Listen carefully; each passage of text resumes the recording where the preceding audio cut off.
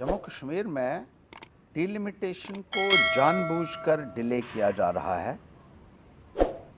Bharatiya Janata party के कहने के ऊपर डिलिमिटेशन कमीशन इस रिपोर्ट को डिले कर रही है और ना डिलिमिटेशन हो रहा है ना इलेक्शन हो रही है जम्मू कश्मीर के अंदर। बड़ी हैरानगी की बात है। 90 सीटों की डिलिमिटेशन आपको करनी है और 21 महीने में कोई भी प्रोग्रेस नहीं हुई है। बड़ी हैरानगी की बात। 2002 में भी डिलिमिटेशन कमीशन का गठन हुआ था और उस वक़्त पूरे मुल्क की डिलिमिटेशन करनी थी।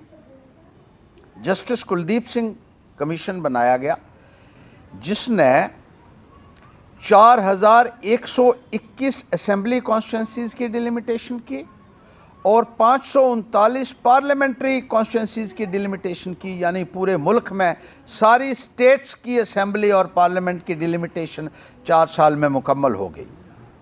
लेकिन जम्मू कश्मीर में 90 सीटों की डिलिमिटेशन करने में 2 साल हो चुके हैं, लेकिन कोई भी प्रोग्रेस आज की तारीख में नहीं है।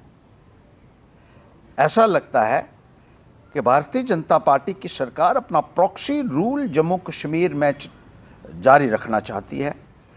बाहर से लाए हुए अधिकारियों द्वारा यहाँ के निज़ाम को चलाने की कोशिश की जा रही है। लोगों को दबाकर, धमकाकर, डराकर इस निज़ाम को चलाया जा रहा है और अपना प्रॉक्सी रूल जारी रखने के लिए भारतीय जनता पार्टी जमहूरियत के साथ खिलवाड़ कर रही है, संविधान के साथ मजाक कर रही है और लोगों को अपनी चुनी हुई सरकार से वंचित रखा जा रहा है।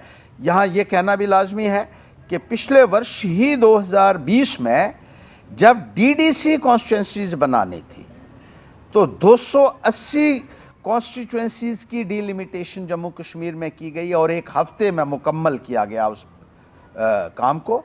लेकिन अब 90 सीटें इनको सिर्फ डिलिमिट करनी हैं और पिछले लगभग 2 महीनों से बयानबाजी आती है लेकिन डिलिमिटेशन कहीं नहीं है, उसकी रिपोर्ट कहीं नहीं है।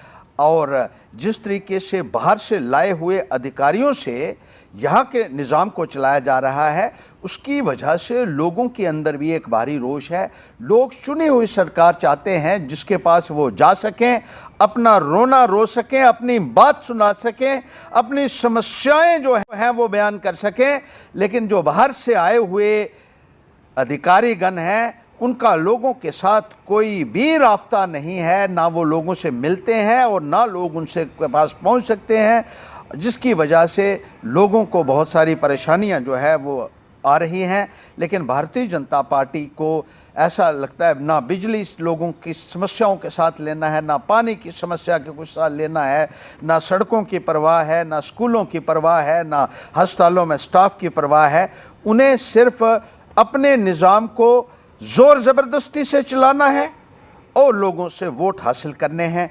मैं लोगों से अपील करना चाहूँगा कि अब आंखें खुलनी चाहिए सबकी, ताकि बीजेपी का असली चेहरा उनके सामने आ सके और मिलजुल कर हमें जमहूरियत को जम्मू कश्मीर में बहाल करने के लिए प्रयास करना होगा, जिसके लिए पैंथर्स पार्टी हमेशा आगे रही है और आने वाले वक्त में भी रहेगी, ताकि सब लोगों को उनका अधिकार मिल सके और ख़ास तौर पर गरीब को, मज़दूर को, किसान को उसका हक मिल सके, उसको न्याय मिल सके।